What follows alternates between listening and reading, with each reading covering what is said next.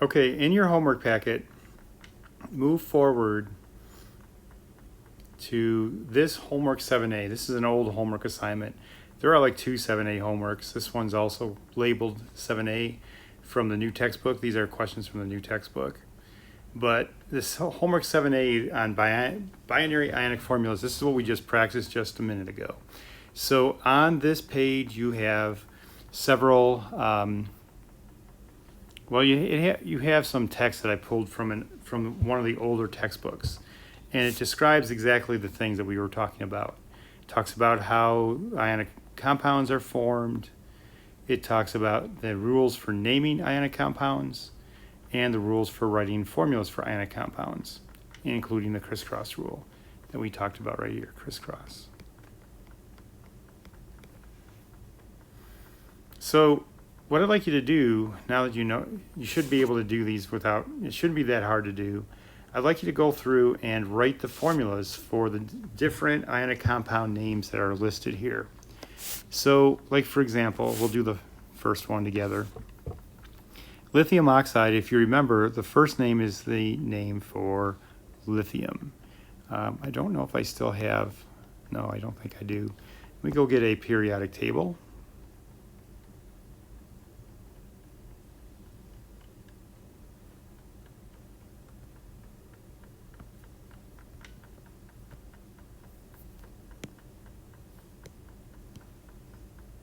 We'll grab a periodic table for use on the homework.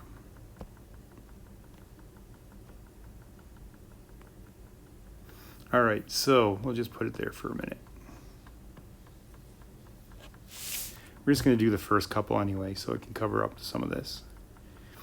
All right, so on the first one, lithium oxide. So once again, we're going to use the rules. There's lithium and there's oxygen. So we're going to predict, based on where it is on the periodic table, what the ion charge would be. So here's lithium, it's in group 1. As a matter of fact, you can just think of everything in group 1 as forming a +1 ion. That's the kind of the easy way to do it. But you can just reason it out, because lithium has 3 valence electrons. If it loses 1, it'll have 2 like helium, and it'll be stable. So lithium has a +1 charge. Oxygen is a nonmetal, and nonmetals, everything to the right of the stair-step line, are going to gain electrons. So oxygen is going to gain +2 electrons. So instead of having 8 electrons, it'll have 10 like neon, and it'll be stable like neon. It'll have a stable electron configuration. Remember, we called that being isoelectric with a noble gas. All right, so oxygen becomes oxide. Notice how the name changes from oxygen to oxide, IDE. So that's a -2 charge. You can do the crisscross, or you can reason it out. I'm going to reason this one out. We're going to need 2 +1s to balance out the -2 charge. So we end up with lithium Li2O. All right. Magnesium fluoride. All right, so we'll get rid of the stuff on the table. Magnesium's right here. It's in group 2. You can think of everything in group 2 as having a +2 charge. It has 12 electrons. If it loses 2, it'll have 10 like neon. That's why it forms a stable, it has a stable electron configuration, and it becomes more stable by losing those 2 electrons.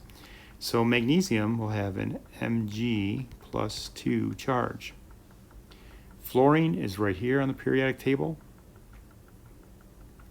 Fluorine is going to be in group 17. It's going to gain electrons.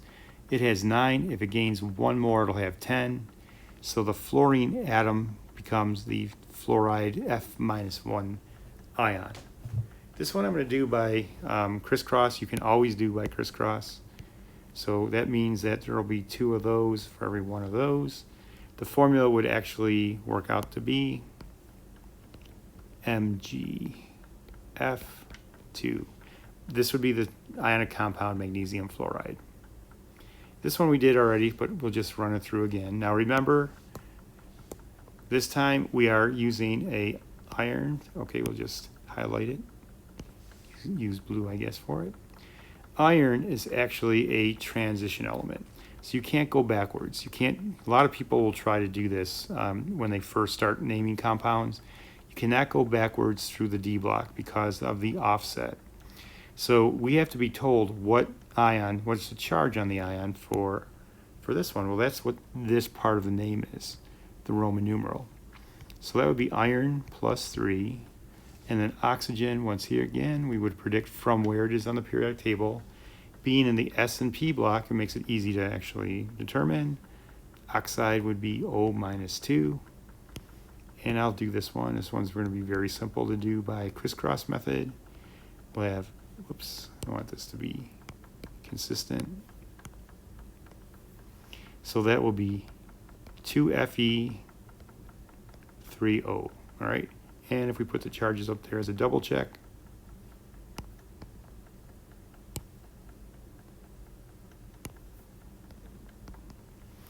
three times 2 is plus 6, 3 times minus 2 is minus 6. They add up to be 0.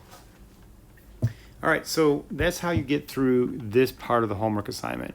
These are binary ionic compounds, and they're only using what's called, I'll put it up here, monoatomic ions,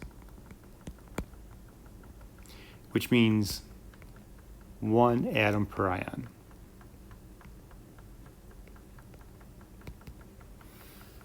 So the polyatomic ions, we'll talk about those. You'll notice they're coming up on worksheet B. These will have polyatomic ions, and we'll talk about that in the next video. All right, so you should have enough information to go through and answer the questions on homework 7A.